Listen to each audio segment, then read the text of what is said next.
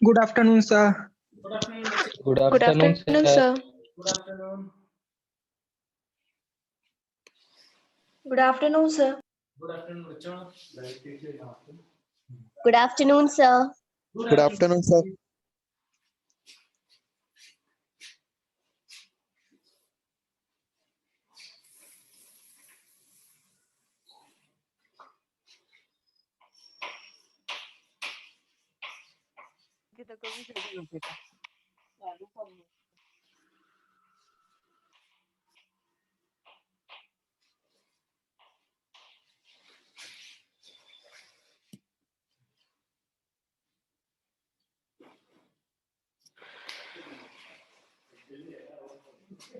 तो सब बच्चों ने कल घर पे जाकर के मॉर्फोलॉजी जो है वो पढ़ लेगा. फैमिलीज वगैरह क्लियर है वहां तक? Yes, sir. Yes, sir. चलो, तो फिर आज हम नेक्स्ट चैप्टर स्टार्ट करेंगे, ह्यूमन रिप्रोडक्शन. तो सर आज न्यू टीचर आ गया जूलॉजी के लिए. हाँ, जूलॉजी के टीचर आ गए अपने पास. सर आप पढ़ाओगे ना पूरा? देखो बच्चों का जो महा फेवरेट चैप्टर है वो स्टार्ट हो रहा है, ह्यूमन रिप्रोडक्शन. बहुत सारे डाउट्स होते हैं, सारे क्लियर हो जाएंगे तुम्हारे. सर सुनिए. हाँ, इंटरेस्ट आता है ना बच्चों को बहुत. टीचर्स भी प्रीफर करते हैं सबसे पहले ये चैप्टर पढ़ाना, जूलॉजी वाले टीचर. जितने मेरे कांटेक्ट में टीचर हैं या मेरे को भी कोई बोलेगा कि अच्छा सबसे पहले कौन सा चैप्टर पढ़ाओगे, तो ह्यूमन रिप्रोडक्शन पढ़ा दूंगा. सर सुनिए. हाँ, बच्चों को बहुत मजा आता है इसमें. सर आप ही पढ़ाओगे ना पूरा? हाँ, बहुत ही आसान चैप्टर है ह्यूमन रिप्रोडक्शन. इंटरेस्टिंग तो है, आसान भी है क्योंकि हम डायरेक्टली कनेक्ट कर पाते हैं अपनी बॉडी से. और ह्यूमन फिजियोलॉजी की खास बात है कि वहां पर हमको चीजें इंटरेस्टिंग लगती है. प्लांट में बड़ा मुश्किल होता है विजुअलाइज करवाना. प्लांट में जो प्रोसेस पढ़ा रहता है उसको विजुअलाइज करवाना काफी मुश्किल होता है. बट एनिमल के अंदर बहुत आसान होता है प्रोसेस, जो भी हम पढ़ रहे हैं उसको विजुअलाइज करवाना. तो रिप्रोडक्शन क्या होता है, सबसे बेसिक बात यदि मैं तुम्हें पूछ रहा हूँ कि रिप्रोडक्शन क्या होता है, तो सब बोलोगे कि सर ये इंट्रोडक्टरी पार्ट तो हमें पता है कि रिप्रोडक्शन क्या होता है, क्यों जरूरी है. ठीक है, वो सारी चीजें तुम जानते हो. तो सीधे ही आ जाते हैं ह्यूमन रिप्रोडक्शन के अंदर रिप्रोडक्टिव सिस्टम के ऊपर. देखो ह्यूमन जो है वो किस टाइप का ऑर्गेनिज्म है? क्या वो यूनिसेक्सुअल है कि हर्माफ्रोडाइट है? Unisexual. भाई मेल फीमेल अलग अलग होते हैं. और क्या तुम मेल फीमेल को बाहर से ऐसे देख के पहचान सकते हो कि ये मेल है ये फीमेल है? Yes, sir. Yes, sir. पहचान सकते हो? तो उसे हम क्या बोल देते हैं? यदि हम किसी ऑर्गेनिज्म को बाहर से देख करके पहचान सकते हैं मेल फीमेल अलग अलग, तो उसे क्या बोल देते हैं? Human show sexual dimorphism. लैंगिक द्विरूपता प्रेजेंट होती है, यानी मेल और फीमेल जो है उन्हें बाहर से देख करके पहचाना जा सकता है. उसे हम क्या बोल देते हैं? उसे हम बोल देते हैं सेक्सुअल डायमॉर्फिज्म. लैंगिक द्विरूपता होती है, नर और मादा जो है वो अलग अलग होते हैं. ठीक है, अब यहाँ पर जब हम रिप्रोडक्शन चैप्टर की बात कर रहे हैं तो क्या क्या पढ़ेंगे? क्या हमने स्टार्टिंग में जब रिप्रोडक्शन इन ऑर्गेनिज्म चैप्टर पढ़ा था तो उस टाइम पे हमने बात की थी कि लैंगिक जनन किसी भी ऑर्गेनिज्म में हो रहा है तो लगभग सेम सी प्रोसेस होती है. Yes sir. बोला था ना, उसमें गैमेट बनेगा, उसका फिर हाँ, पर होगा. बिल्कुल सही. तो यहाँ पर इस चैप्टर में हम देखते हैं कि कैसे गैमीट का फॉर्मेशन होता है. गैमीट फॉर्मेशन क्या बोलते हो? गैमीट फॉर्मेशन को गैमेटोजेनेसिस, हिंदी में क्या बोलते हो? युग्मक जनन. युग्मक जनन होगा, युग्मकों का संलयन होगा, फर्टिलाइजेशन. फर्टिलाइजेशन होने के बाद क्या बनेगा? जाइगोट. जाइगोट फॉर्मेशन होने के बाद यहाँ पर स्पेशली क्या होता है? यहाँ पर ये जाइगोट जो है वो एम्ब्रियो में कन्वर्ट होता है, यानी यहाँ एम्ब्रियोजेनेसिस का परिवर्तन होगा, एम्ब्रियोजेनेसिस होगा. और साथ में क्या होगा? ये जो जाइगोट बना जब अगली एम्ब्रियो स्टेज में होता है तो उस टाइम पे क्या होता है? उस टाइम पे होता है इम्प्लांटेशन, अंतरोपण. इम्प्लांटेशन यानी जो भ्रूण है उसका यूट्रस में जाके इम्प्लांट हो जाना, इम्प्लांटेशन होगा. और क्या होगा? प्रेगनेंसी हो जाएगी. फीमेल जो है उसके अंदर प्रेगनेंसी जो है वो हो जाएगी, प्रसव होगा. यानी अंतरोपण और प्रसव के बारे में हम पढ़ेंगे एम्ब्रियोजेनेसिस के साथ साथ. और अल्टीमेटली क्या होता है?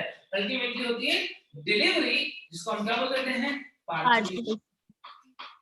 पार्चुरेशन को हम ऐसे बोल सकते हैं birth of young one, birth of young one. तो उसके लिए हमें पढ़ना पड़ेगा रिप्रोडक्टिव सिस्टम स्ट्रक्चर्स के बारे में। अब देखो ह्यूमन जो है उसके अंदर किस टाइप का ऑर्गेनाइजेशन होता है? What is the level of organisation in human? Organ system level. Organ system level. तो अभी जो चैप्टर पढ़ रहे हैं उसके अंदर हम क्या पढ़ रहे हैं? Reproductive system. क्या पढ़ रहे हैं? Reproductive system. तो रिप्रोडक्टिव सिस्टम क्या होता है, कैसे बोलोगे? What is reproductive system? Which reproductive system क्या है? तो जो रिप्रोडक्शन Which में मदद करे वैसा जो सिस्टम, मदद करे। मतलब जिसके थ्रू वो यानी ऐसा बोलूं क्या कि हमारे अंदर बहुत सारे ऑर्गन मिल करके काम कर रहे हैं रिप्रोडक्शन के लिए, कोऑर्डिनेटेड मैनर में कर रहे हैं कि नहीं? तो if there are many organs which are working together in coordination, एक दूसरे से मिलकर के और किसी कार्य को कंप्लीट कर रहे हैं, तो उसे हम बोलते हैं सिस्टम। तो रिप्रोडक्शन को कंप्लीट करने वाले सारे ऑर्गन्स मिलकर के क्या बनाते हैं? जनन तंत्र बनाते हैं, रिप्रोडक्टिव सिस्टम बनाते हैं। तो क्या होता है? रिप्रोडक्टिव सिस्टम क्या है उसकी बात अपने चैप्टर में आ गया। बहुत ज्यादा इधर उधर की बातें नहीं करके सीधे अपने काम की बात पे आ गए, क्योंकि बाकी बातें हमने बहुत पहले की हुई है। तो रिप्रोडक्टिव सिस्टम क्या है कि many reproductive organs, many reproductive organs work together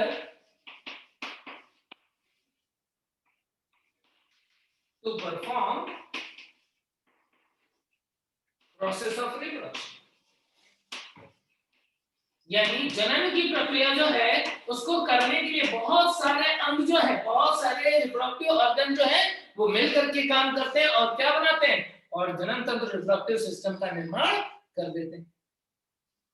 अब रिप्रोडक्टिव सिस्टम मेल और फीमेल में अलग अलग, मेल रिप्रोडक्टिव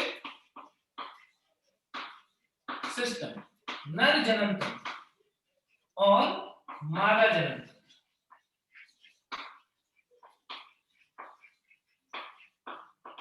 बहुत सारे अंगों से मिलकर के बना होगा। उन अंगों को मेनली हम क्या करते हैं? दो पार्ट में डिवाइड कर देते हैं। ये जो रिप्रोडक्टिव ऑर्गन्स हैं उसे हम मेनली कितने पार्ट में डिवाइड करेंगे? दो पार्ट में। कौन कौन से बताओ? ये जो अंग है ये दो प्रकार के हैं। एक सेक्स ऑर्गन होगा। क्या होगा? Sex organ. Sex organ, sex organ ही तो है। रिप्रोडक्टिव ऑर्गन का मतलब सेक्स ऑर्गन ही है। रिप्रोडक्टिव ऑर्गन को ही सेक्स ऑर्गन बोलेंगे। जनन अंग, हिंदी में जनन अंग बोलेंगे।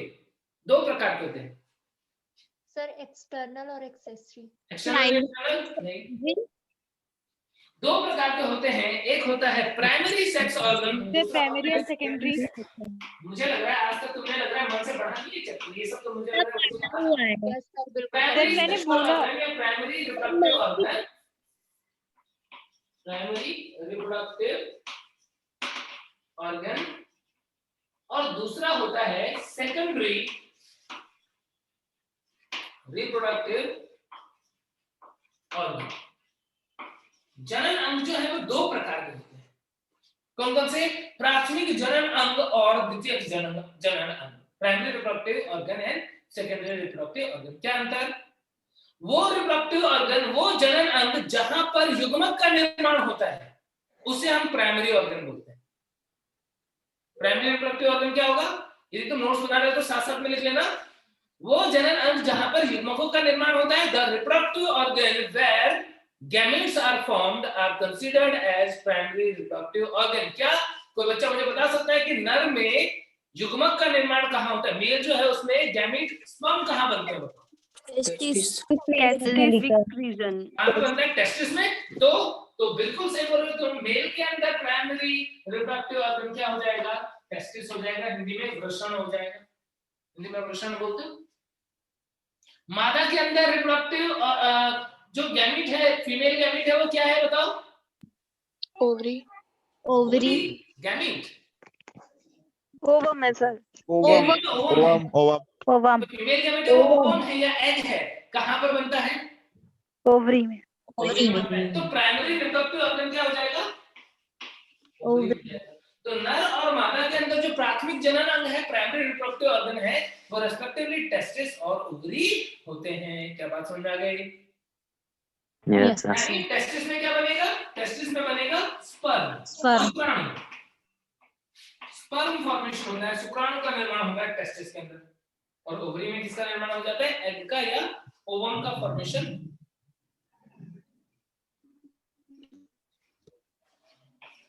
एग फॉर्मेशन हो जाता है या ओवम का फॉर्मेशन हो जाता है ओवरी के अंदर। तो इस आधार पर हम इनको क्या बोलते हैं? प्राथमिक जनन अंग। द्वितीयक जनन अंग क्या होता है बताओ? गैमेट बन गया प्राथमिक में। अब द्वितीयक जनन अंग का क्या काम होता है? उन गैमेट के फॉर्मेशन एंड ट्रांसफॉर्मेशन, गैमेट को ट्रांसफर करने में हेल्प करना और अदर जो प्रोसेस है उनमें हेल्प करना, उन्हें हम सेकेंडरी सेक्स ऑर्गन बोल देते हैं। तो मेल के अंदर सेकेंडरी सेक्स ऑर्गन कौन होगा? टेस्टिस में गैमेट बना, वो गैमेट किस किस ऑर्गन के थ्रू ट्रांसफर होगा? कौन अदर ग्लैंड्स हैं जो उसे हेल्प करेंगे? तीन चीजें आ जाती हैं। देखो, एक तो रिप्रोडक्टिव ऑर्गन हो गया प्राइमरी, उसके अलावा इसके अंदर आते हैं बहुत सारे डक्ट, नलिकाएं, और उसके अलावा आती है ग्लैंड्स, ग्रंथियां, और थर्ड थिंग होता है एक्सटर्नल जेनेटेरिया, बाह्य जनन इंद्रिय। बाह्य जनन इंद्रिय तीन चीजें होती हैं। मतलब मैं यदि पार्ट बता रहा हूं तो मेनली तो दो पार्ट में डिवाइड करेंगे, बट यहाँ पर क्या आएगा? सेकेंडरी सेक्स ऑर्गन में कुछ डक्ट्स आएंगे, कुछ नलिकाएं आएंगी। कौन कौन सी डक्ट आएगी? जैसे एपिडिडाइमिस आएगा। एपिडिडाइमिस को क्या बोलते हो? अधिवृषण। अधिवेशन, यस। इसके बाद आ जाएगा इसके अंदर ग्लैंड्स में सेमाइनल वेसिकल, टेस्टिस। एपिडिडाइमिस के बाद वहां ऊपर ले जाने वाला वास डेफरेंस, वास डेफरेंस, ठीक है। उसके बाद में यूरिथ्रा, कॉमन जेनेटल और यूरिथ्रा ट्रैक्ट होता है ना, यूरिथ्रा, यूरोजेनेटल ट्रैक्ट बोल सकते हो उसको, euro genital tract, seminal vesicle. Glands की बात करें तो सेमाइनल वेसिकल इंपॉर्टेंट ग्लैंड है। और भी कुछ है क्या? और भी कोई ग्लैंड होती है क्या? अपर ग्लैंड या बल्बोयूरेथ्रल ग्लैंड और prostate gland, prostate gland and bulbourethral gland. ये मैं पूरा मेल का लिख रहा हूं, जगह कम है, फीमेल का मत समझ लेना। बल्बोयूरेथ्रल ग्लैंड, और इस बल्बोयूरेथ्रल ग्लैंड को हम काउपर ग्लैंड भी बोलते हैं। Cowper gland. क्या क्या देखने को मिल गया? इसमें कुछ डक्ट दिख रही है, हिंदी में भी बताइए ना। नलिका दिख रही है क्या? कौन कौन सी नलिका है बताओ? एपिडिडाइमिस, अधिवृषण कौन से मिलकर बना है? वास डेफरेंस नलिका है, और यूरोजेनेटल ट्रैक्ट या यूरिथ्रा जो है वो नलिका है। ग्लैंड कौन से हैं? सेमाइनल वेसिकल ग्लैंड है, शुक्राशय जिसको हिंदी में बोलते हैं, प्रोस्टेट ग्लैंड, प्रोस्टेट ग्रंथि बोल देते हैं, और बल्बोयूरेथ्रल ग्लैंड या कापर ग्लैंड हिंदी में भी यही बोलते हैं। क्लियर हो गई इतनी बात? ग्लैंड का क्या होता है और क्या बताया था मैंने?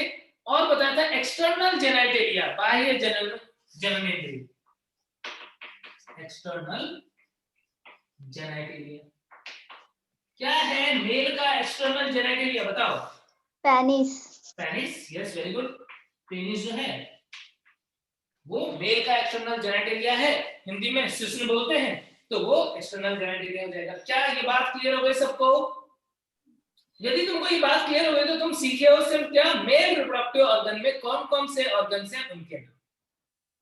Testis, primary, epididymis, vas deferens, urethra, urogenital tract जिसको हम बोलते हैं, seminal vesicle, prostate gland, bulbourethral gland, और एक्सटर्नल जेनेटेरिया में पेनिस। तो ये सारे फीमेल के अंदर बात करते हैं। इरेज कर दो इसको, मेल वाला समझ गए सब बच्चे? Yes sir. सारी बात नहीं है, इनमें चीज नहीं, डायग्राम देखोगे अपने आप ध्यान रहेगा सर कहां पे है किस तरीके से।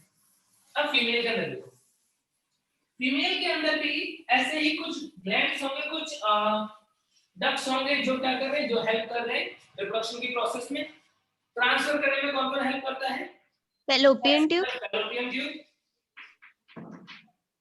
फैलोपियन ट्यूब होती है, यूटेराइन फंडस, यस यूट्रस लिख देता हूं एक साथ ही, फंडस बॉडी और नेक वाला जो पार्ट है सर्विक्स वाला सब मिला के यूट्रस। देन उसके अलावा vagina vagina cervix sir cervix वाला सर्विकल पार्ट यूट्रस का सर्विक्स वाला पार्ट भी होता है। चलो सर्विक्स अलग से लिख देता हूं। ये जो सर्विक्स वेजाइना सर वेजाइना में ई आएगा, भी वेजाइना ए आएगा ना? हाँ। और क्या होता है सर सर्विकल कैनाल ये तो डक्ट वाला पार्ट हो गया। एक्सटर्नल जेनेटिलिया क्या है फीमेल का एक्सटर्नल जेनेटिलिया बोलो clitoris mons pubis mons pubis तो एरिया है उसके आसपास का। Vulva vulva yes very good. Vulva को हिंदी में भग बोलते हैं तो वल्वा।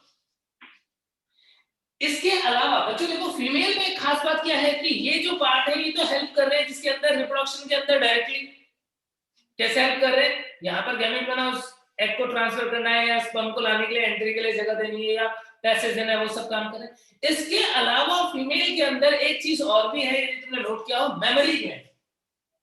मेमोरी ग्लैंड जो होता है दुग्ध ग्रंथियां जो होती हैं उसका डायरेक्टली रिप्रोडक्शन में कोई रोल नहीं है।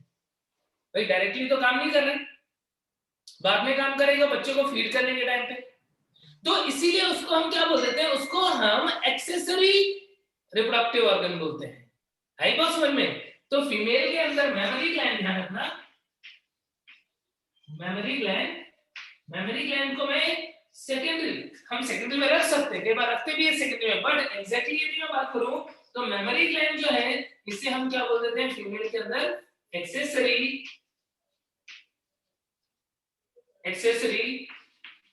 रिप्रोडक्टिव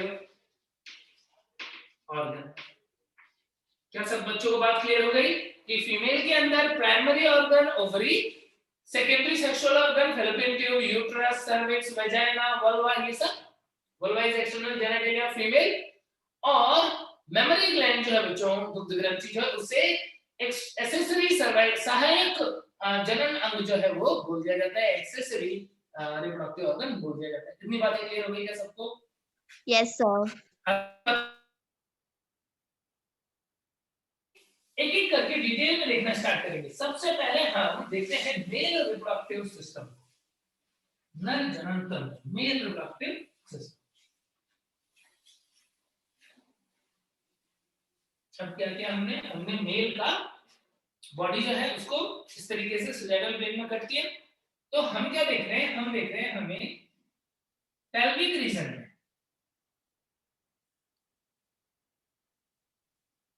कुछ इस तरीके से स्ट्रक्चर दिख रहा है।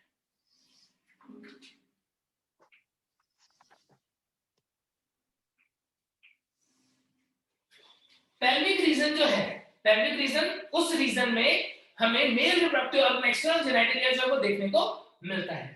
यहां पर ये जो स्ट्रक्चर है देखो, ये है स्क्रोटम। इस स्ट्रक्चर को हम क्या बोलते हैं? स्क्रोटम। स्क्रोटम को हिंदी में क्या बोलते हो? वृषणकोश। इसके अंदर टेस्टिस होता है, वृषण होता है, इसलिए इसको वृषणकोश बोलते हैं। कितने होते हैं? 1 की 2 स्क्रोटम, 1 की 2। लड़कों बताओ। अरे सर एक होएंगे ना विषणकोश से कि एक सर सर विषणकोश से क्या डॉक्टर बनने वाले हो तुम लोग? एक होता है। एक होता है, एक सर यस सर। एक ही होता है सर एक ही होता है, एक ही होता है। Very good. दो हमारे अंदर एक स्क्रोटम एक ही होता है। एक स्क्रोटम जो है वो अंदर से सेप्टा के थ्रू 2 चैम्बर में डिवाइड होता है। एक जोड़ी। यानी externally we see 1 scrotum, but internally क्या होता है, वो सेप्टा के थ्रू 2 पार्ट में डिवाइड होगा। ठीक है? इस स्क्रोटम के अंदर क्या होता है? यहाँ पर एक टेस्टिस, कुछ इस टेस्टिस है। यानी अभी बताया स्क्रोटम एक है, सेप्टा से 2 पार्ट में डिवाइडेड है, तो दोनों में से क्या होगा? दोनों के अंदर हम देखते हैं कि एक एक टेस्टिस जो है, वृषण जो है वो उपस्थित होता है। डिटेल स्ट्रक्चर भी देखेंगे, पहले एक बार आउटलाइन देख लेते हैं कि कैसा होता है। अब यहां से क्या होता है? एपिडिडाइमिस, ये दिख रहा है, ये वाला पार्ट जो है वो क्या है? ये वाला पार्ट है एपिडिडाइमिस। एपिडिडाइमिस का मतलब अधिवृषण, एपिडिडाइमिस। इस एपिडिडाइमिस से क्या होता है? डक्ट बाहर निकलती है जिसको हम बोल देते हैं वास डेफरेंस। शुक्रवार। और यहाँ पर कहीं उपस्थित है यूरिनरी ब्लैडर। ये है सपोज यूरिनरी ब्लैडर, और ये यूरिनरी ब्लैडर जो है उससे यहाँ पर ये स्ट्रक्चर जो है, ठीक है, ये है यूरिथ्रा। कुछ इस तरीके से, और ये यूरिनरी ब्लैडर के अंदर ओपन हो रहा है यूरेटर। ये वाला पार्ट क्या है? यूरेटर। यूरेटर क्या होता है? क्या होता है यूरेटर? यूरिन आता है कहां से? किडनी से। किडनी से यूरिन को अकर के किसके अंदर डालना? यूरिनरी ब्लैडर के अंदर डालना। ये वाला पार्ट जो है वो यूरिनरी ब्लैडर, मूत्राशय। Hepatic porter when. क्या बच्चे कुछ बोल रहे हो क्या? जो हेपेटिक पोर्टर वेन बोलते हैं। Hepatic portal. Yes sir. Hepatic portal यहाँ पे कहाँ जाएगा बच्चे? तो सिस्टम में आता है ना सर वो हाँ, वो तो डाइजेस्टिव सिस्टम में, लिवर में पढ़ोगे तुम हेपेटिक पोर्टल में। यहाँ पे उसका कोई लेन देन नहीं है। यहाँ तो हम सिर्फ ये मैं आपको तुमको बता रहा हूँ कि देखो यूरेटर जो है वो किडनी से यूरिन को लेकर के आ रहा है कहाँ पर? इस यूरिनरी ब्लैडर के अंदर। क्यों बता रहा हूँ? ये इसलिए बता रहा हूँ क्योंकि ये जो डक्ट है, कौन सा? Vas deferens. ये क्या करेगा? ये इसके अराउंड कॉइल होगा। इस तरफ से बना देता हूं। ये क्या करेगा? एक लूपिंग करेगा। वास डिफरेंस जो है वो सपोज यहां से आ रहा है, और इसके ऊपर क्या किया इसने? लूप बना लिया ऐसे। यहां पर इसने एक लूपिंग की। किसके ऊपर लूप बना रहा है? यूरेटर के ऊपर। और लूप बनाने के बाद में यहां पर थोड़ा सा फूल जाता है। जितना पतला पहले था उसके कंपेयर में क्या हो जाएगा? थोड़ा सा फूल जाएगा, थोड़ा फूला हुआ सा, कुछ इस तरीके से। और यहीं पे प्रेजेंट होता है कौन? यहीं पे प्रेजेंट होता है one pair of seminal vesicle. ये है इसका seminal vesicle. Seminal vesicle. Seminal vesicle किसके साथ में फ्यूज हो गया? इस वास डिफरेंस के साथ में। ये जो ग्लैंड मैंने यहाँ पर बनाई है, ये ग्लैंड क्या है? ये ग्लैंड है सेमाइनल वेसिकल।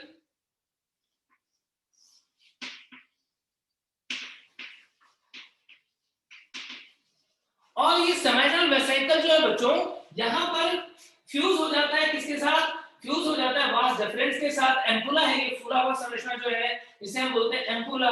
तो इसके साथ में फ्यूज हो जाएगा और एक कॉमन डक्ट के थ्रू ओपन हो जाएगा किसके अंदर? यूरिथ्रा के अंदर। अब ये यूरिथ्रा जो है इसके भी 3 पार्ट होते हैं।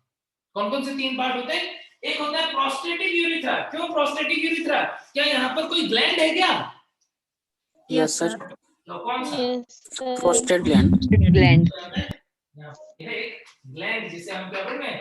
जिसे हम बोलते हैं प्रोस्टेट ग्लैंड। ह्यूमन के अंदर जो प्रोस्टेट ग्लैंड है उसके अंदर 5 लोब्स होते हैं, 5 पालियों का बना हुआ होता है प्रोस्टेट ग्लैंड। यूरिथ्रा का वो पार्ट जो प्रोस्टेट ग्लैंड के अंदर है उसे हम प्रोस्टेटिक यूरिथ्रा बोल देते हैं। ठीक है। इसके बाद वाला पार्ट आता है मेम्ब्रेनस पार्ट, मेम्ब्रेनस यूरिथ्रा। यहाँ पर भी ग्लैंड होती है, bulbo urethral gland. One pair gland. क्या नाम है? Bulbo urethral. जिसे हम कार्पर ग्लैंड भी बोलते हैं। Bulbo urethral gland.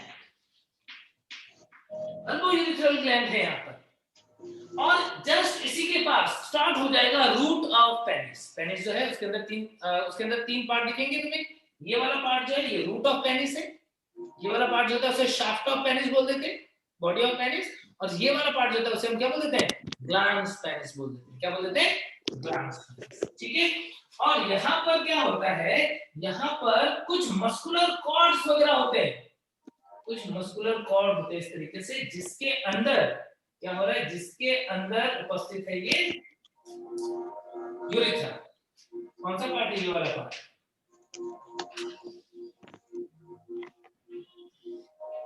Corpora spongiosum. क्या नाम सुना है तुमने? कॉर्पोरा स्पॉन्जियोसम वाला पार्ट है, इस पार्ट के अंदर क्या है, यूरेथ्रा है। और भी कुछ इरेक्टाइल टिश्यूज होते हैं यहाँ पर, वेंट्रल पार्ट में यहाँ पर कुछ इस तरीके, सॉरी डॉर्सल पार्ट में यहाँ पर कुछ इस तरीके से। ये वाला पार्ट क्या है, ये है कॉर्पोरा कैवर्नस। डिटेल में पेनिस के स्ट्रक्चर बाद में देखेंगे, अभी थोड़ा सा शॉर्ट में समझते जाओ। पेनिस का शाफ्ट वाला पोर्शन, इसके अंदर जो तुम्हें डार्क पार्ट दिख रहा है वो एक्चुअल में क्या है, वो एक्चुअल में टिश्यूज हैं जिनके अंदर क्या होता है, ब्लड फिल हो जाता है, तब पेनिस जो है उसका इरेक्शन होता है। और टिप वाला पोर्शन जो है, इस टिप वाले पोर्शन को हम क्या बोल रहे हैं, ये टिप का थोड़ा सा फूला हुआ पार्ट जो है उसे हम बोलते हैं ग्लांस पेनिस। ओपनिंग जो है वो क्या होती है, ओपनिंग को बोलते हैं हम यूरेथ्रल मीटस या पिनाइल मीटस। इसके ऊपर स्किन की फोल्डिंग होती है, इसके ऊपर स्किन की फोल्डिंग होती है कुछ इस तरीके से, यस। और ये स्किन की जो फोल्डिंग है इसे हम क्या बोल देते हैं बच्चों, यहाँ जो फोर स्किन बोल देते हैं। ये जो यहाँ पर है ये है फोर स्किन, या फिर क्या नाम है इसका, प्रीप्यूस। प्रीप्यूस बोलते हैं। खुला हुआ पार्ट जो है वो क्या है, वो है ग्लांस पेनिस। ओपनिंग जो है वो क्या है, पिनाइल मीटस। ये क्या है, ये है बॉडी ऑफ पेनिस। आई बात समझ में? तो इस तरीके से स्ट्रक्चर होता है मेल रिप्रोडक्टिव ऑर्गन का। एक बार वापस से सारी बातें देख लो, फिर हम एक एक करके डिटेल में पढ़ना स्टार्ट करेंगे। मेन जो मेल रिप्रोडक्टिव ऑर्गन का पार्ट है वो क्या है, वो है टेस्टिस। टेस्टिस एक सिंगल TES पेयर में होता है, इसलिए टेस्टिस TES। ठीक है, फिर इसके थ्रू क्या हुआ, अंदर स्ट्रक्चर हुई कोई, और उससे क्या हुआ, उससे यहाँ पर ट्यूब जैसी संरचना बहुत ही हाईली कॉइल्ड फॉर्म में होती है, जो इसके ठीक पीछे की तरफ यानी डोर्सल साइड की तरफ लगा हुआ होता है। उसे हम क्या बोल देते हैं, उसे हम बोल देते हैं एपिडिडाइमिस। एपिडिडाइमिस के भी पार्ट्स की बात करेंगे बाद में, तीन पार्ट होते हैं, कैपट, कॉर्पस और कॉडा। यहां से निकलती है ट्यूब समान संरचना जो ऊपर की तरफ जाती है, उसे हम क्या बोल देते हैं, इस संरचना को हमने क्या बोला है, ये ट्यूब जो है उसे क्या बोला है बच्चों, वास डिफरेंस। वास डिफरेंशिया भी बोलते हैं। और इससे क्या हो जाएगा, वास डिफरेंशिया से ये ऊपर जाएगा, यूरेटर के ऊपर फोल्ड करेगा, और जहां से यूरेथ्रा स्टार्ट हो गई यानी कि यूरिनरी ब्लैडर और यूरेथ्रा का जो जंक्शन है वहां पर ये थोड़ा सा फूल जाता है, एम्पुला बनाता है, और वहीं पास में क्या होता है, वहीं पास में रिप्रोडक्टिव ग्लैंड्स जो है वो होती है, जिनमें सेमाइनल वेसिकल सबसे इंपॉर्टेंट है। क्यों? क्योंकि सीमेन का मैक्सिमम पार्ट जो है वो कौन बनाता है, सेमाइनल वेसिकल। 70% पार्ट जो है वो कौन बनाता है, सेमाइनल वेसिकल बनाता है। और सेमाइनल वेसिकल एम्पुला के साथ फ्यूज होकर के ओपन हो जाएगा, किसके अंदर, एक कॉमन ओपनिंग बन जाएगी यूरेथ्रा के अंदर। ठीक उसी के पास में प्रोस्टेट और बल्बो यूरेथ्रल ग्लैंड होते हैं। फिर ये क्या होगा, यूरेथ्रा जो है वो पेनिस के थ्रू ओपन हो जाएगा बॉडी के बाहर। ओपनिंग को बोल देते हैं पिनाइल मीटस। ठीक है, और स्किन जो होती है पेनिस के ऊपर उसे फोर स्किन या प्रीप्यूस बोलते हैं, और रिट्रैक्टेबल होती है, ये ऊपर भी हो सकती है। ठीक है, और ये फूला हुआ पार्ट जो वो ग्लैंड्स पेनिस होता है। क्या इतनी बातें क्लियर हो गई सब बच्चों को? ठीक है, यस सर। हेलो सर, हाँ, सेमिनल वेसिकल वो हिंदी में क्या बोलते हैं? सेमाइनल वेसिकल को हिंदी में बोलेंगे शुक्राशय। एक मिनट, मैं ना हिंदी वाले टर्म्स है ना बच्चों, वो एक बार मैं देख भी लेता हूँ। Sir, before glands written, हाँ बच्चे, शुक्राशय बोलते हैं, सही है बच्चों, है ना, शुक्राशय। excuse me, sir. हाँ बच्चों, Sir, before glans penis, what have you written? Glands penis, ये penile meatus. Penile meatus is actually the opening of urethra. Urethral opening भी लिख सकते हो इसे। Okay, sir. Thank you. ठीक है, ग्लैंड्स पेनिस को हिंदी में शिशन मुंड बोलते हैं, और यूरिथ्रा जो है उसे, यूरिथ्रा को मूत्र मार्ग बोलते हैं, मूत्र मार्ग, ठीक है। और ये प्रीप्यूस जो है वो आच्छद है। तो ये कुछ टर्मिनोलॉजी है जो हिंदी में भी तुमको मैंने बता दिया है। अब देखो, अब इसके बाद में डिटेल स्ट्रक्चर पे जाते हैं। सबसे पहले हम डिटेल स्ट्रक्चर देखते हैं इसकी टेस्टिस। सबसे पहले स्ट्रक्चर सर हाँ बच्चे, इरेज कर दूं ना? स्क्रॉटम जो है टेस्टिस को Yes, sir. टेम्परेचर गिवन करता है ना? यस। अब क्या होता है, कोल्ड अब टेम्परेचर। हम टेस्टिस के बारे में डिटेल में पढ़ते हैं तो अपने आप ये सारे पॉइंट्स जो है वो आ जाएंगे। स्क्रॉटम और क्यों ये बॉडी के बाहर है, क्या हो रहा है, वो सारे पॉइंट्स आ जाएंगे। देखो अब हम बात करते हैं सबसे पहले टेस्टिस कहां पर है। One pair of testis is present inside the scrotum. Scrotum, अब स्क्रॉटम के बारे में अभी क्या बताया मैंने कि बाहर से हमें एक दिख रहा है, मान लो कुछ इस टाइप का, बाहर से एक दिख रहा है, बट इंटरनली क्या है, सेप्टा है बीच में इस तरीके से। And each chamber is containing one testis, इसके अंदर एक टेस्टिस है कुछ इस तरीके से। मान लो फ्रंट से देख लो, फ्रंट से देख लो तो ऐसा दिख रहा है। अब ये जो स्क्रॉटल सैक है, ये जो स्क्रॉटम है या स्क्रॉटल सैक है, इसके ऊपर क्या क्या चीज होंगी। सबसे बाहर वाली लेयर जो है वो तो स्किन होगी, सबसे बाहर वाली लेयर स्किन। स्किन के नीचे, ठीक स्किन के नीचे एक मसल लेयर होती है। यहाँ पर स्किन के ठीक नीचे यहाँ पर एक मसल लेयर होती है। कौन सी मसल है ये?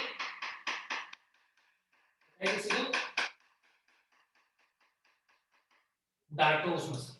दो मसल लेयर होती है यहाँ पर फेशिया के साथ में, एक डार्टोस मसल होती है और एक क्रेमेस्टर मसल होती है। डार्टोस मसल, ठीक है। फिर इसके बाद में एक फेशिया होता है।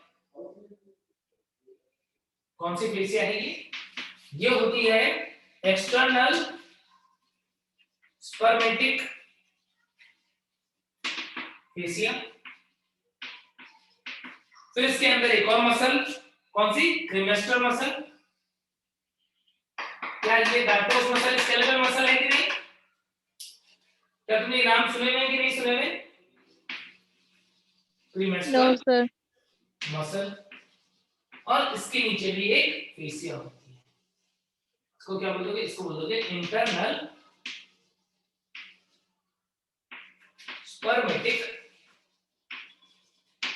फेशिया। अब एनसीईआरटी के अकॉर्डिंग यदि बहुत डीप में नहीं जाना चाहते हो तो फिर क्या पता रहना चाहिए?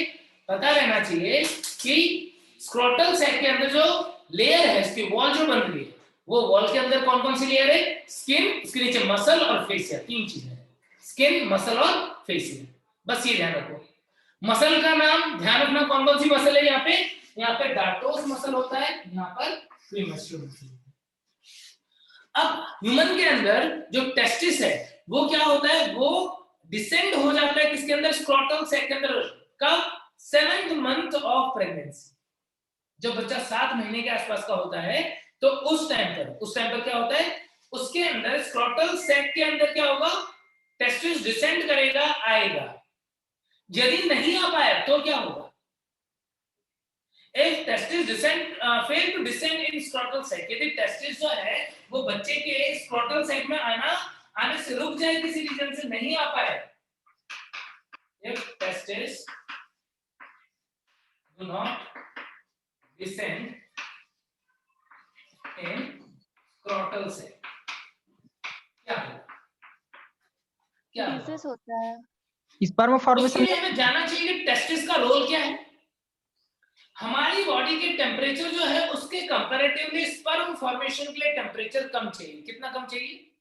2 से 2.5 डिग्री कम चाहिए। 2 से 2.5 तक के। Sperm formation requires Low temperature. 2.5 degree Celsius low temperature as compared to body temperature. हमारा बॉडी टेम्परेचर जो है बच्चों, उसके कंपेयर में स्पर्म फॉर्मेशन के लिए 2 से 2.5 डिग्री तापमान कम चाहिए। तो क्या होता है? तो टेस्टिस जो है उसके अंदर वो स्क्रोटल सैक के अंदर आ जाता है। मेल जो है, लड़के जो है, उन्होंने ऑब्जर्व भी किया होगा, कई बार हम फील करते हैं कि विंटर के टाइम पे स्क्रॉटल जो है वो थोड़ा सा कॉन्ट्रैक्टेड, स्क्रॉटम जो है हमारा वो थोड़ा सा कॉन्ट्रैक्टेड रहता है, और ये टेस्टिस जो है वो बॉडी के थोड़ा सा पास में आ जाती है विंटर वाले टाइम पे। समर वाले टाइम पे ये रिलेटिवली लूज होता है। कौन हेल्प करता है? ये मसल, डार्टोस मसल और क्लेमेस्ट्रो मसल हेल्प करते हैं। टेम्परेचर 2 से 2.5 डिग्री कम करना है, बहुत ज्यादा कम भी नहीं करना है, बहुत ज्यादा बॉडी के बराबर भी नहीं होना चाहिए, तो उसमें ये मसल जो है उसको हेल्प करती है। जब जरूरत होगी तो बॉडी के थोड़ा पास ला सकती है, और लूज होगी तो थोड़ा सा दूर भी हो सकता है। तो इस तरीके से फ्लैसिड या थोड़ा सा टाइट कंडीशन में ये प्रेजेंट हो सकता है इन मसल की वजह से। तो सबको पता पड़ गया कि टेस्टिस जो है वो थोड़ा बॉडी के बाहर या स्क्रोटम के अंदर क्यों होता है, क्या रीजन? क्योंकि स्पर्म फॉर्मेशन के लिए बॉडी टेम्परेचर से कम टेम्परेचर 2 चाहिए। से 2.5 डिग्री कम चाहिए इसलिए। अब यदि स्क्रोटम के अंदर टेस्टिस डिसेंड हो ही नहीं पाए, यानी जो वृषण है वो वृषण कोष में 7th मंथ में आता है, कौन से महीने में आता है? 7th month. यदि डिसेंड हो नहीं पाए तब क्या होगा? तो शुक्राणु जनन होगा ही नहीं इसके में से। यस, बॉडी टेम्परेचर जो है उससे कम टेम्परेचर मिल नहीं रहा है, बेचारे स्पर्म का फॉर्मेशन नहीं होगा, और वो बंदा क्या हो जाएगा? वो बच्चा जो है वो स्टेराइल हो जाएगा, बंदी हो जाएगा। तो उस कंडीशन को हम क्या बोल देते हैं?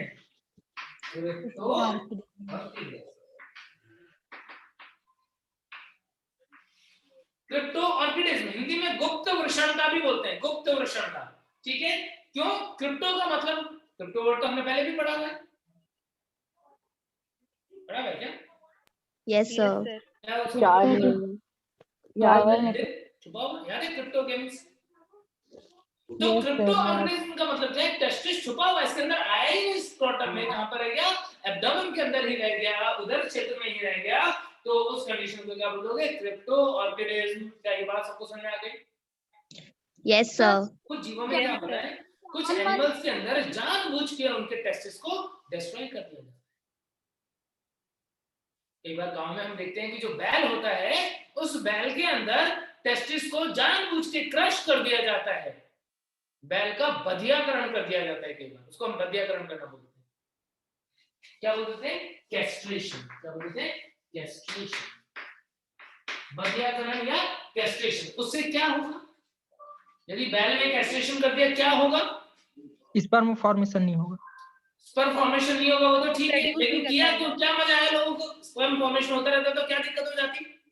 सर जनसंख्या बढ़ती जाती, बंद हो जाएगा उनका बढ़ना। सर काम कम कर पाता हो। तो हम बैल की जनसंख्या को कंट्रोल करना चाहते हैं, ऐसा? सर काम कम कर पाता है। इधर-उधर मुंह ना मारे, उसके लिए हमने उसकी टेस्ट जो वही कट कर दिया। नहीं सर, थोड़ी होगा। सर उसकी एफिशिएंसी डिक्रीज इसके बॉडी में, इसकी वजह से क्या ज्यादा होता वर्क है कर कि टेस्टिस वोकैबुलरी को बढ़ाने के लिए। टेस्टिस के अंदर ही जो लेडी सेल्स वगैरह होती है वो टेस्टोस्टेरोन बनाती है। मेल फीमेल के अंदर जो एक्सटर्नल अपीयरेंस जो डायमॉर्फिज्म है, सेक्सुअल डायमॉर्फिज्म, उसमें एक बहुत इंपॉर्टेंट रोल है किसका? सेक्स हार्मोन्स का। मेल जो है उसका नेचर थोड़ा सा एग्रेसिव होता है, फीमेल जो है वो थोड़ी सी पोलाइट होती है। कुछ बच्चे बोले सर किसने कह दिया? उल्टा है ये तो। सही बात है सर, ये तो बिल्कुल नहीं होता है। लेकिन मेल के अंदर वो बहुत सारे हार्मोन्स मिलके काम करते हैं बच्चों, एड्रेनालिन और टेस्टोस्टेरोन, ये बहुत सारी चीजें। बट मेल के अंदर जो सेक्सुअल डायमॉर्फिज्म देखते हो, मेल का बॉडी बिल्ड थोड़ा सा हैवी होता है, मसल बिल्ड तो थोड़ी ज्यादा होती है, आवाज थोड़ी भारी होती है, और उसके अलावा एग्रेसिवनेस थोड़ा ज्यादा होता है।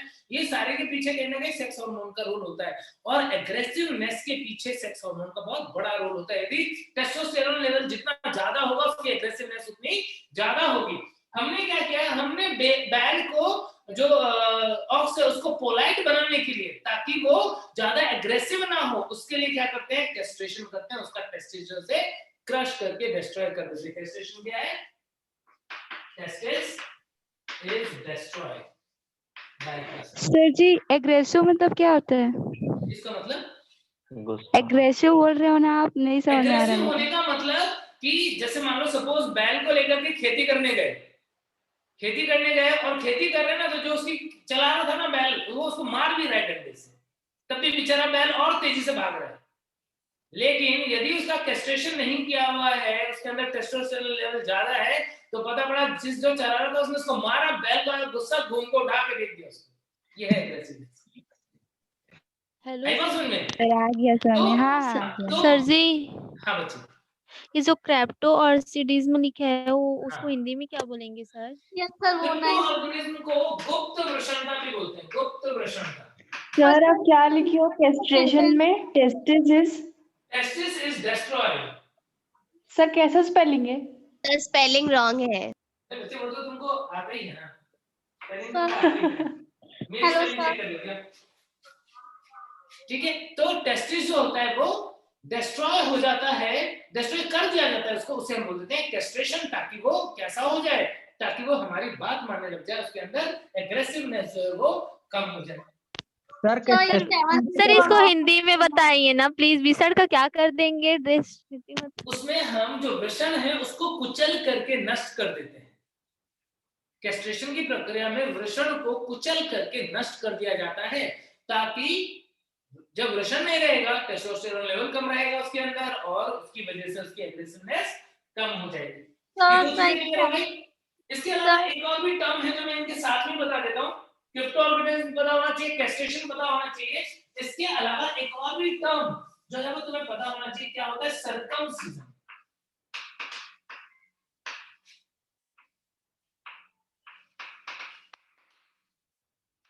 सर्कमसिजन क्या होता है? सर्कमसिजन, यदि हम जो प्रीप्यूस वाला पार्ट है, मान लो यहाँ पर हमने क्या देखा? हमने देखा यहाँ पर ये 4 स्किन। मुस्लिम्स के अंदर नॉर्मली होता है क्या कि जो 4 स्किन वाला पार्ट है इसको यहाँ से कट करके रिमूव कर दिया जाए। किसको? प्रीप्यूस को बचपन में ही कट करके क्या करते हैं? रिमूव कर देते हैं। रिमूवल ऑफ प्रीप्यूस, उसे हम क्या बोल देते हैं? सर्कमसिजन बोल देते हैं। आई बात समझ में?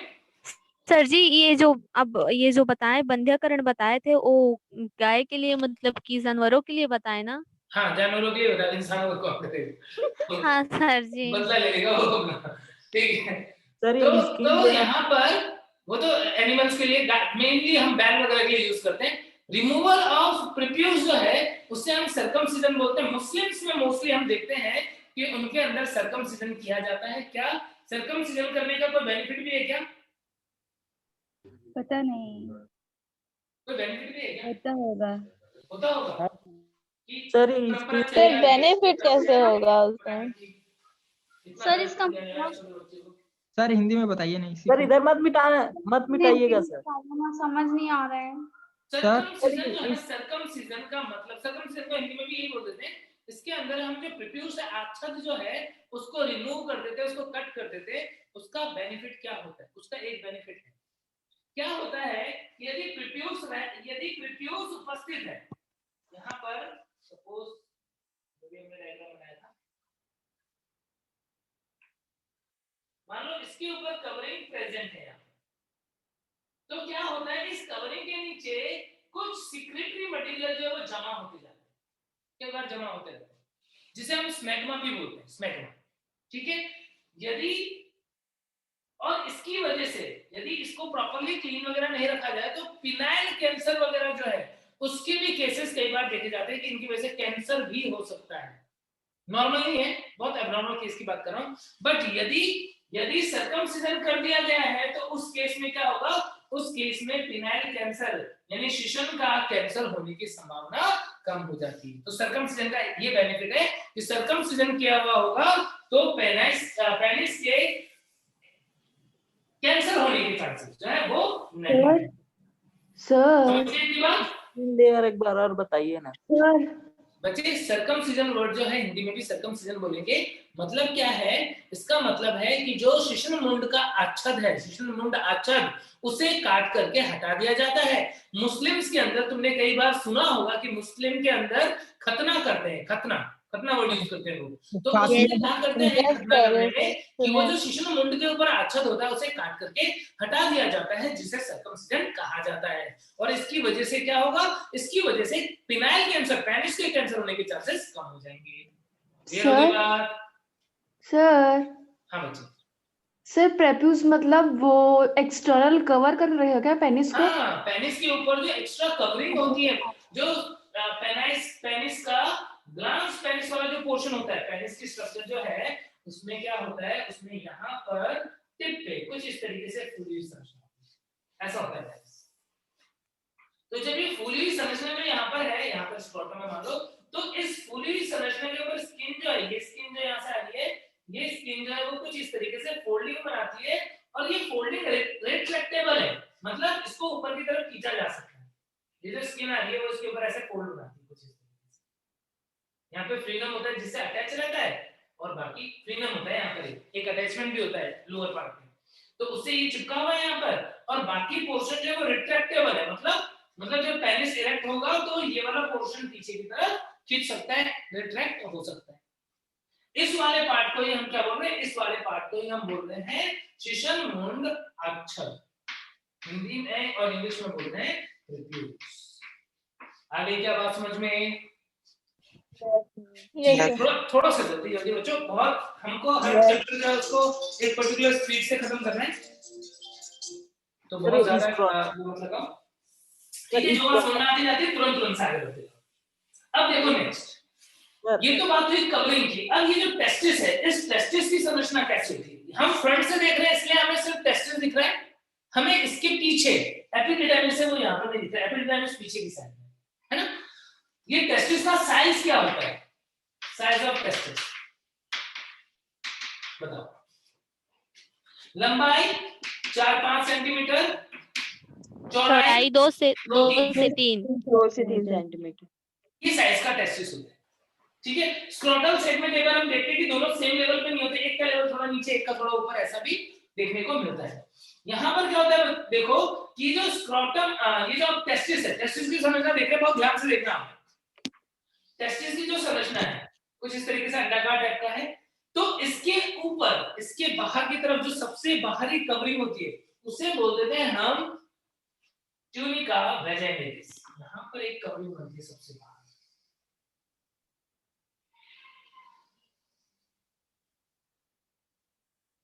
ठीक है। ये जो सबसे बाहर की तरफ कवरिंग बन रही है क्रॉस सेक्शन में जो हमें दिख रहा है, ये वाली लेयर क्या है? ये है ट्यूनिका वैजाइनालिस। ट्यूनिका वैजाइनालिस सर हिंदी में भी बताइए ना। ट्यूनिका वैजाइनालिस हिंदी में भी बच्चे इसको ट्यूनिका वैजाइनालिस ही बोलेंगे, हिंदी में लिखा हुआ आएगा इस तरीके से ट्यूनिका वैजाइनालिस, है ना ये। और इस ट्यूनिका वैजाइनालिस के अंदर एक फ्लूइड भरा होता है, ट्यूनिका वैजाइनालिस के अंदर एक फ्लूइड भरा होता है जिसे हम बोल देते हैं हाइड्रोसील। एक बीमारी का नाम सुना है क्या? हाइड्रोसील नाम की एक बीमारी का नाम सुना है क्या? सुना है क्या हाइड्रोसील? Yes sir. नहीं सुना? हाइड्रोसील एक ऐसी बीमारी है जिसके अंदर टेस्टिस बहुत बड़ा हो जाता है पानी भरने की वजह से, उसके अंदर पानी लिक्विड भर जाता है कुछ, और वो बहुत बड़ा हो जाता है, स्क्रोटम जो है वो नीचे की तरफ लटक जाता है। वो एक्चुअल में क्या होता है, यही जो हाइड्रोसील है इसका अमाउंट बढ़ जाता है, यहाँ पर पानी बहुत भरने लग जाता है, उसे हम हाइड्रोसील बोलते हैं। बहुत रेयर नहीं है, कॉमन डिजीज है, बहुत सारे पेशेंट हाइड्रोसील के हम कॉलेज में देखते हैं, ठीक है। तो हाइड्रोसील जो है वो इसके अंदर का फ्लूइड होता है। अब इसके ठीक नीचे वाली कवरिंग ये वाली कवरिंग जो मैं व्हाइट कलर से बना रहा हूं, व्हाइट फाइबर्स कनेक्टिव टिश्यू की बनी होती है, व्हाइट फाइबर्स कनेक्टिव टिश्यू की एक लेयर बनी हुई है ट्यूनिका वैजाइनालिस के नीचे। इसे क्या बोल देते हैं हम? इसे बोल देते हैं ट्यूनिका एल्बुजिना। Yes, tunica. अब मैं स्क्रोटम वाला डायग्राम जो है वो थोड़ा सा इरेज कर देता हूं, देखो इजी रहेगा। ट्यूनिका एल्बुजिना, ट्यूनिका एल्बुजिना जो है वो पीछे की तरफ जाकर के नीचे की तरफ इस तरीके से डिसेंड होकर और इसको दो पार्ट में डिवाइड कर लेता है, दो पार्ट में बट गई। टेस्टिस अंदर से लेकर क्रॉस सेक्शन दो पार्ट में बटा हुआ है, तो बीच में जो ये सेप्टा बना, इस सेप्टा को हम क्या बोलते हैं? इसको बोल देते हैं मीडिया स्टीनम टेस्टिस। मीडिया स्टीनम टेस्टिस मध्य पट बन गया एक, ठीक है। मीडिया स्टीनम टेस्टिस बन गया, और अंदर बहुत सारे यहाँ पर 200 से 300 ऐसे चैम्बर्स भी बने हुए होंगे। यहाँ पर क्या होगा, अंदर की तरफ ऐसे बहुत सारे चैम्बर्स बने हुए जिसे हम टेस्टिकुलर लोब्यूल्स भी बोल देते कहते हैं। हैं। कुछ इस तरीके से बहुत सारे चैम्बर बने हुए हैं ऐसे। और ये तो कौन सी लेयर में फोल्ड होकर के बनाया, ट्यूनिका एल्बुजिनिया। इस ट्यूनिका एल्बुजिनिया लेयर के ठीक नीचे वास्कुलर सप्लाई वाली एक लेयर होती है, एक पतली सी परत होती है जो यहाँ पर वास्कुलर सप्लाई को मेंटेन कर रही है। उस लेयर को हम क्या बोल देते हैं, उसको बोलते हैं ट्यूनिका वास्कुलोसा। यानी यहाँ पर इसके नीचे एक लेयर और भी है जिसे हम क्या बोल रहे हैं, ट्यूनिका वास्कुलोसा। कौन कौन सी लेयर के बारे में पता पड़ गया? सर जी, हेलो सर। हाँ बच्चे बोलो। सर जी, ये जो मेडिस्टीनियम आप लिखाए हैं और हाँ, टेस्टिस, उसको हिंदी में क्या बोलेंगे? Mediastinum testis. बच्चे हिंदी में भी अभी मीडियास्टीनम टेस्टिस ही ध्यान रखो, अलग से टर्म जो है इसके लिए वो मुझे ध्यान आ भी नहीं रहा, हमारे एनसीईआरटी में भी दिया हुआ भी नहीं है। ठीक है, ओके सर। अभी बस ध्यान रखो मीडियास्टीनम टेस्टिस। ऐसा हो तो कल मैं एक बार चेक करके बता दूंगा, हिंदी में अलग से कुछ नाम होगा तो मीडियास्टीनम टेस्टिस जो है वो सिर्फ फोल्डिंग है किसकी, ट्यूनिका एल्बुजिनिया के। और ट्यूनिका एल्बुजिनिया के ठीक नीचे वाली जो लेयर होती है वो होती है ट्यूनिका वास्कुलोसा। अब इसके अंदर क्या होता है, और ये क्या बन गए, छोटे छोटे बहुत सारे टेस्टिकुलर लोब्यूल्स बन गए। 200 से 300 ऐसे टेस्टिकुलर लोब्यूल्स हो गए। इस टेस्टिकुलर लोब्यूल के अंदर में क्या होगा, इस टेस्टिकुलर लोब्यूल के अंदर में होंगी डक्ट, नलिकाएं, फेरस ट्यूब्यूल। एक से लेकर के 3 तक नलिका हो सकती है। यहाँ पर कुछ ऐसी ट्यूब जैसी हैं, कुछ इस तरीके से, जिन्हें हम बोलते हैं सेमिफेरस ट्यूब्यूल। बहुत सारे सेमिफेरस ट्यूब्यूल बन जाएंगे। और ये जो लोब्यूल के अंदर जो सेमिफेरस ट्यूब्यूल्स है ये मिल करके ओपन होती है कुछ इस तरीके से। और मीडियास्टीनम टेस्टिस के ठीक पास में यहाँ पर ये क्या बना देते हैं, ये बना देते हैं कॉमन डक्ट, वासा डिफरेंशिया। मिलकर के क्या बना देंगे ऐसे, वासा डिफरेंशिया। वासा डिफरेंस तो पढ़ा था तुमने। ये डक्ट क्या है, ये डक्ट है वासा डिफरेंशिया। और ये डक्ट जो है अंदर, ट्यूब जो है पतली पतली, उनको हम क्या बोलते हैं, सेमिफेरस ट्यूब्यूल। ये सेमिफेरस ट्यूब्यूल ही वो जगह है जहां पर स्पर्म का फॉर्मेशन होता है। स्पर्म का फॉर्मेशन कहां पर होगा, सेमिफेरस ट्यूब्यूल। हाँ, इसी को अधिवेशन बोलते हैं क्या सर जी? हाँ बच्चे, अधिवेशन बोलेंगे क्या हिंदी में? हाँ, वृषण जो है वो तो टेस्टिस होता है, और सेमिफेरस ट्यूब्यूल जो होता है उसे शुक्राणु नलिका बोल देते हैं, शुक्रजनक नलिका, शुक्रजनक नलिका या फिर सेमिफेरस ट्यूब्यूल। सर हाँ सर, वासा डिफरेंशिया कहाँ होगा? वासा डिफरेंशिया अभी बनाएंगे, अभी तो ये टेस्टिस के अंदर ही चल रहा है। वासा डिफरेंशिया तो एपिडिडाइमिस के बाद में आएगा, अधिवेशन के बाद में आएगा, यस सर, है ना। अभी तो क्या बना, अभी तो वासा डिफरेंशिया बना। इस वासा डिफरेंशिया में मिलकर के यहाँ पर एक जाल जैसा बना देते हैं। यहाँ पर क्या बना देते हैं, मिलकर के एक नेटवर्क बना देते हैं, जाल जैसा बना देते हैं। अटक गए सर तो मेरे में। जाल को क्या बोलते हैं, अटक गए हैं क्या? इस जाल को बोलते हैं हम रीटी टेस्टिस। क्या बोलते हैं, रीटी टेस्टिस। रीटी टेस्टिस जो है हिंदी में भी इसको रीटी टेस्टिस ही बोलते हैं। हिंदी में ये है रीटी टेस्टिस।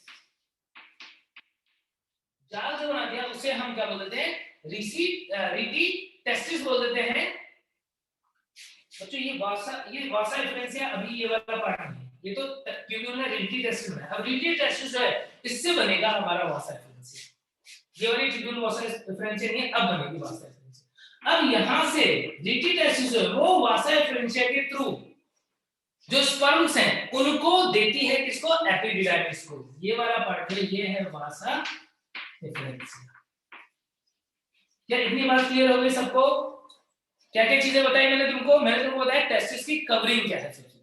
सबसे बाहर ट्यूनिका वेजाइनालिस। ट्यूनिका वेजाइनालिस 2 लेयर की फॉर्म में, आउटर लेयर, इनर लेयर। बीच में गैप है, उस गैप में क्या होता है, उस गैप में लिक्विड भरा होता है जिसे हम हाइड्रोसील बोलते हैं। उसके अंदर क्या है, उसके अंदर व्हाइट फाइब्रस कनेक्टिव टिश्यू की एक लेयर है जो मैंने यहाँ पे व्हाइट कलर से बनाई है, उसे बोलते हैं tunica albuginea. Tunica albuginea foldings बनाती है, बहुत सारे टेस्टिकुलर लोब्यूल्स बना देगी, और उसके अंदर जो एक पतली वास्कुलर लेयर है उसे हम क्या बोलते हैं, ट्यूनिका वास्कुलोसा बोलते हैं।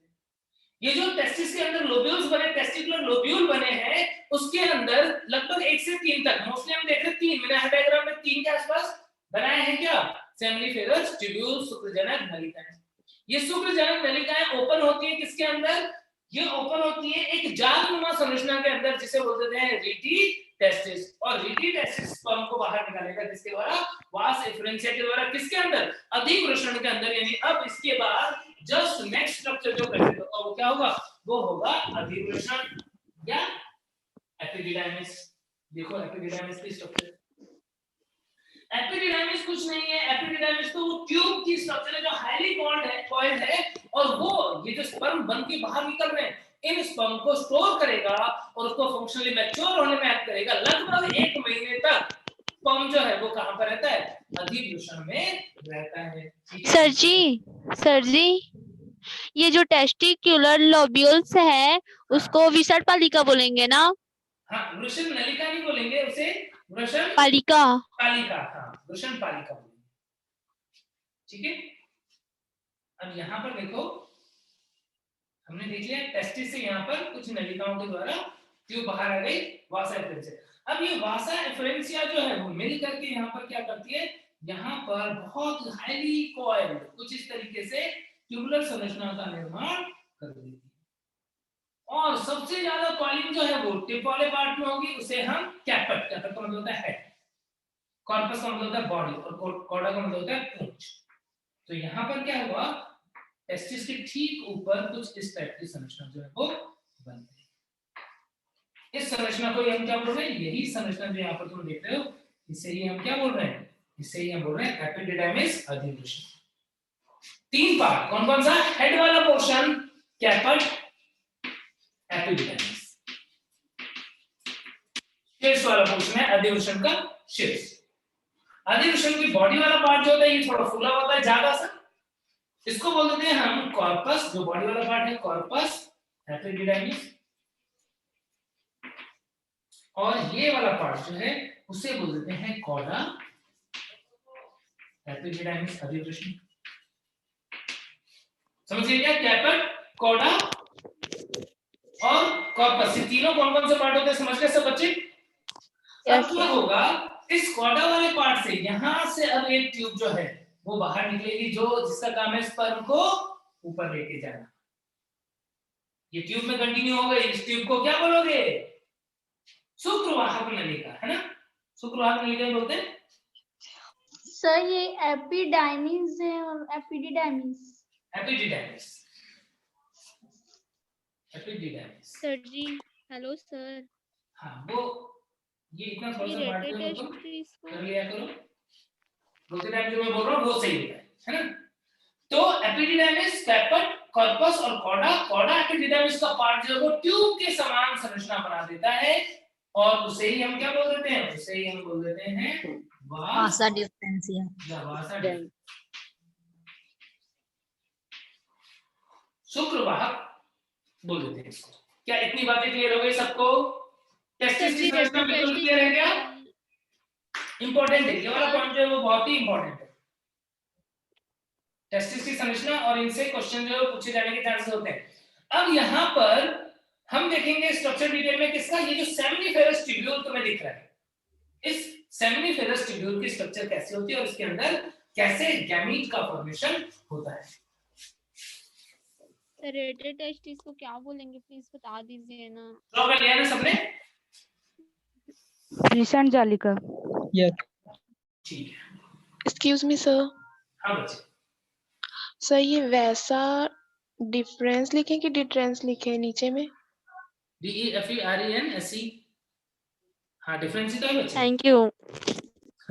बच्चे ये तुम ऐसे क्वेश्चन मत पूछो, कुछ अच्छे क्वेश्चन पूछ लो, स्पेलिंग वाले क्वेश्चन मत पूछो, स्पेलिंग तो तुमको खुद को ही आती है। सर हाँ सर ये जो कैपस एपिडिडाइमिस है वो कैप्यूट होता है ना? कैप्यूट ऐसे। कैपिट, कॉर्पस और कॉर्ड। हाँ।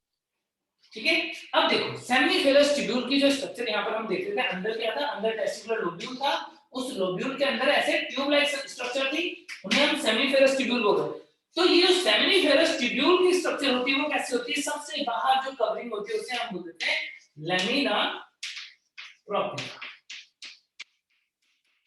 लैमिना प्रोपिया वाली लेयर होती है, कनेक्टिव टिश्यू की लेयर है एक तरीके से। तो इस टाइप की एक लेयर होती है और उस लेयर के ठीक नीचे क्यूबॉइडल सेल्स होते हैं जिसको हम जर्मिनल एपिथेलियम भी बोलते हैं।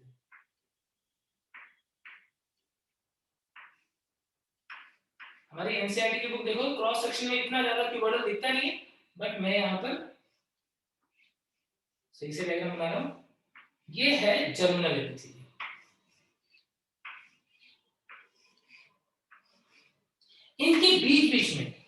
इनके बीच में कुछ लंबी लंबी सेल्स भी होती है।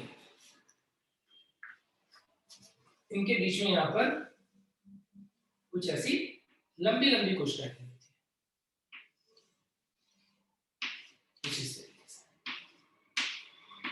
ये वाली सेल जो है क्यूबॉइडल, इसे तो हम क्या बोल देंगे, इसे तो हम बोल देंगे this is germinal epithelium. Germinal epithelium जो है उसकी सेल्स जो है वो कौन सी सेल्स होती है, उनको हम जर्म सेल्स भी बोलते हैं।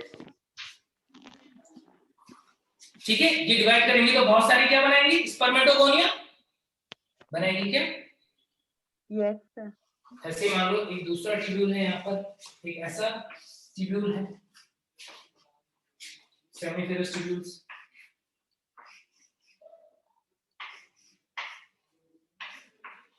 कई बार क्या होता है बच्चों, ये जो यहाँ पर सर्टोली सेल्स बन रही है, ये सर्टोली सेल्स की अरेंजमेंट कुछ ऐसी होती है कि इनके अंदर ऐसे प्रोजेक्शंस होते हैं, वो एक दूसरे से जुड़े हुए, कुछ इस टाइप की स्ट्रक्चर होती है। सर्टोली सेल जो देख रहे हो यहाँ पर कैसे दिख रही है कि एक सेल और दूसरा सेल, इन दोनों के बीच में यहाँ पर एक जंक्शन बना है कुछ इस टाइप का,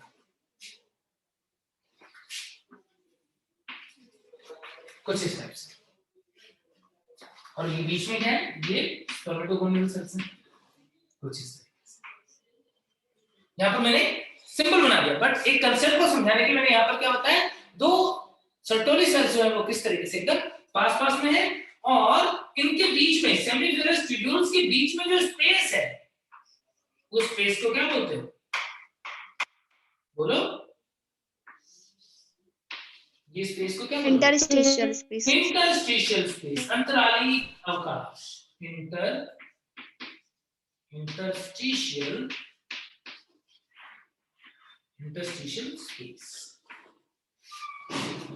इस इंटरस्टिशियल स्पेस में भी कुछ स्पेशलाइज्ड सेल्स के ग्रुप होते हैं, तो स्पेशलाइज्ड सेल्स यहाँ पर प्रेजेंट होते हैं, उनको क्या बोल देते हैं? इस स्पेस के अंदर यहाँ पर ब्लड वेसल्स वगैरह हो सकते हैं, इस सेल को क्या बोल देते हो? Leydig cell. Leydig cell.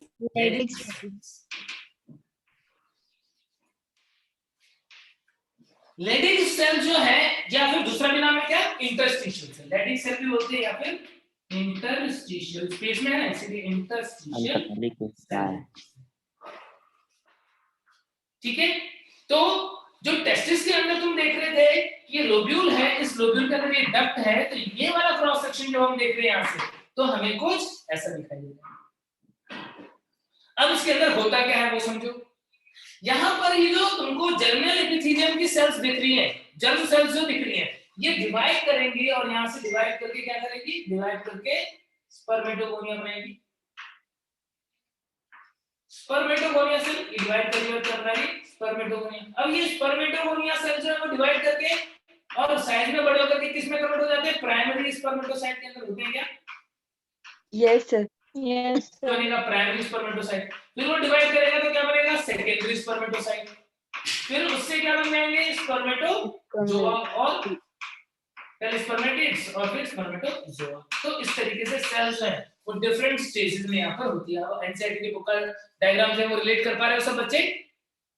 NCERT के डायग्राम में क्या बहुत सारे लेयर बनाए हुए हैं, यहाँ पर बहुत सारे सेल्स बनाए हुए, तो बहुत सारे सेल्स क्या बता रहे हैं कि सेल्स डिवाइड करके डिफरेंट स्टेजेस में आ गई है और इससे अल्टीमेटली क्या होगा, यहाँ पर स्पर्म का फॉर्मेशन होगा। जो स्पर्म का फॉर्मेशन होता है उस स्पर्म को न्यूट्रिशन प्रोवाइड करने का काम किसका है? सर्टोली कोशिका। सेल जो है उसे हम सस्टेंटाकुलर सेल या नर्स सेल भी बोलते हैं और यहाँ पर यही सेल होता है जो स्पर्म को न्यूट्रिशन प्रोवाइड करता है। यानी यहाँ पर ये जो सेल है ये क्या है? Different stages of spermatogenesis। Cells जो है वो स्पर्मेटोजेनेसिस के डिफरेंट स्टेजेस में प्रेजेंट है। यहाँ पर कोई स्पर्मेटोगोनियल सेल है, कोई प्राइमरी स्पर्मेटोसाइट है, कोई सेकेंडरी स्पर्मेटोसाइट है और ये बीच में जो सेल्स हैं ये क्या है? ये है स्पर्म्स या स्पर्मेटोजोआ। कुछ स्पर्म्स जो है उनके हेड जो है वो एम्बेडेड है किसके अंदर? सर्टोली सेल के अंदर। अब यहाँ पर ये जो सर्टोली सेल है इसका क्या स्पेसिफिक फंक्शन है वो भी हमें पता होना बहुत जरूरी है। सेल का नाम क्या है? सेल का नाम है सर्टोली सेल या फिर दूसरा नाम क्या है? नर्स सेल या फिर और क्या नाम है? सस्टेंटाकुलर सेल, ये नाम है। क्या फंक्शन होता है? क्या फंक्शन होता है इसका बता सकते हो? पहला तो प्रोवाइड Nutrition. पोषण प्रदान करने का काम करता है। दूसरा फॉर्म्स प्रतिरक्षात्मक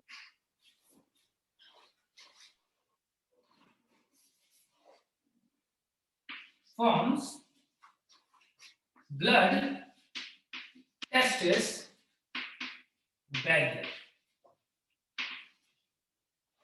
अब तुम्हें सुनना है कि डायग्राम मैंने ऐसा क्यों बनाया। देखो जो सस्टेंटाकुलर सेल्स है या सर्टोली सेल्स है वो सेल्स जो पास में दो सेल्स होते हैं उनके बीच में क्या होता है? प्रोजेक्शन बनता है और उन दोनों के बीच में एक टाइट जंक्शन बन जाता है। तो क्या होगा? सेल्स के बीच में एक ऐसी लेयर जैसी बन गई।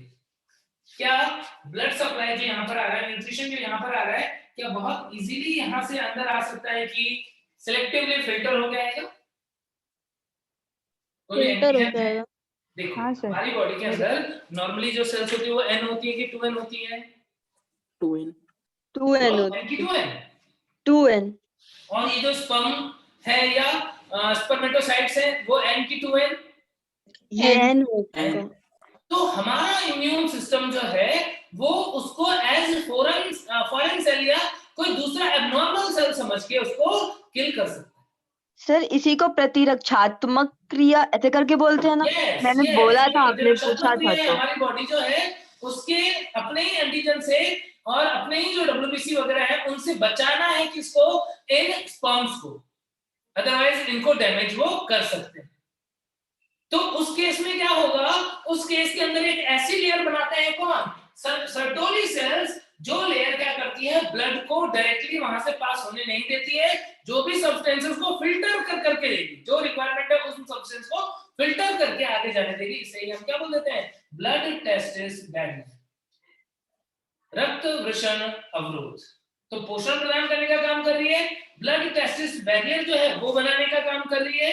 दूसरा कि जो डेड स्पर्म्स होते हैं, डेड स्पर्म्स जो होते हैं, जो डैमेज हो गए, डेड हो गए, उनको वापस से एंगल्फ भी कर लेती है। यानी थर्ड फंक्शन एंगल्फ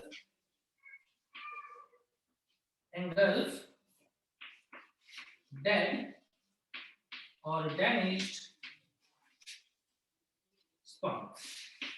जो स्पर्म डेड और डैमेज है उनको एंगल्फ करने का भी काम करती है कौन? Sertoli cell.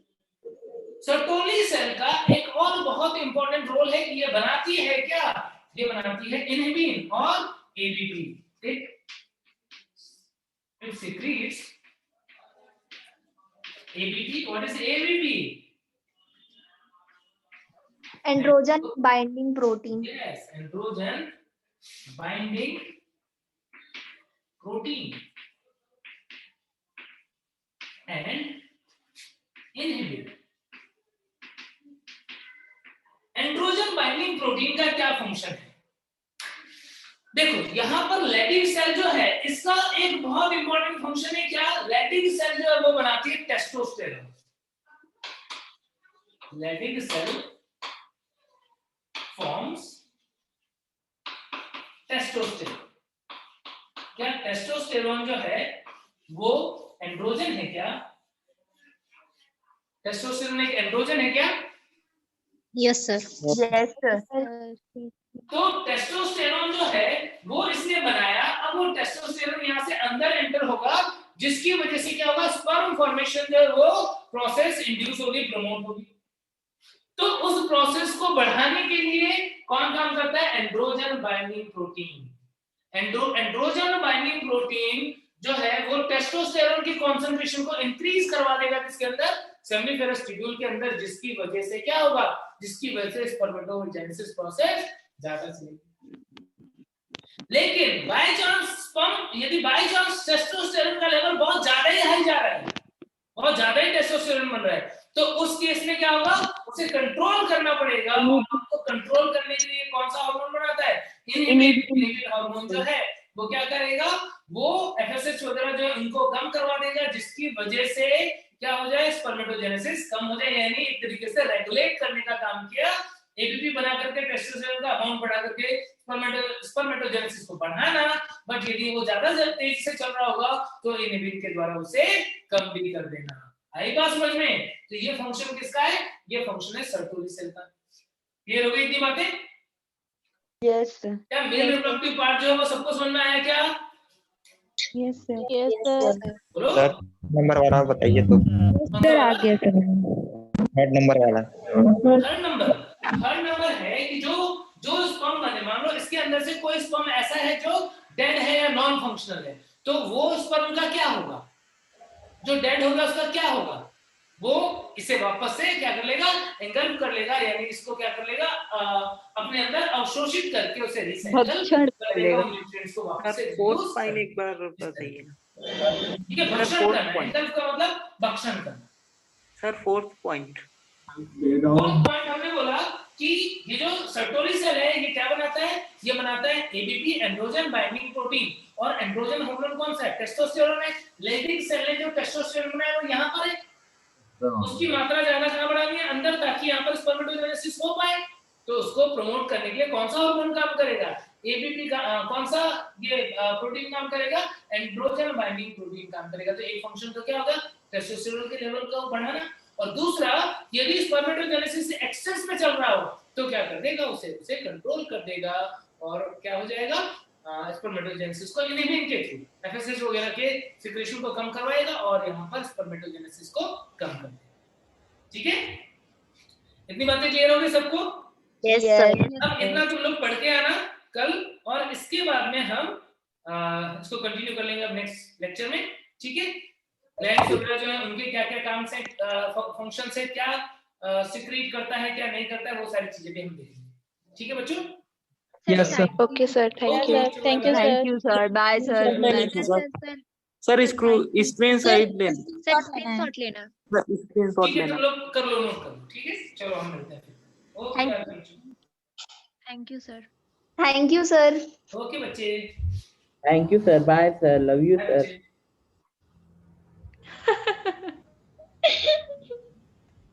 कैसा चूड़ा टाइप हंसते हैं?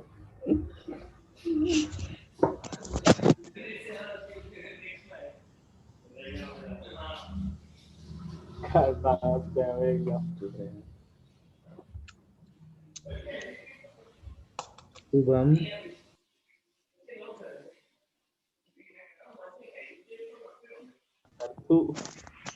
शुभम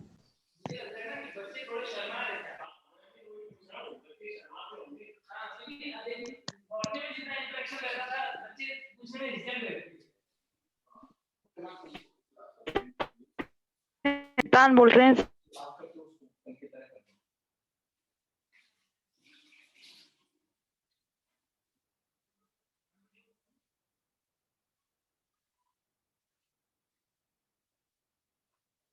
हो गया होगा ना? हाँ हो गया।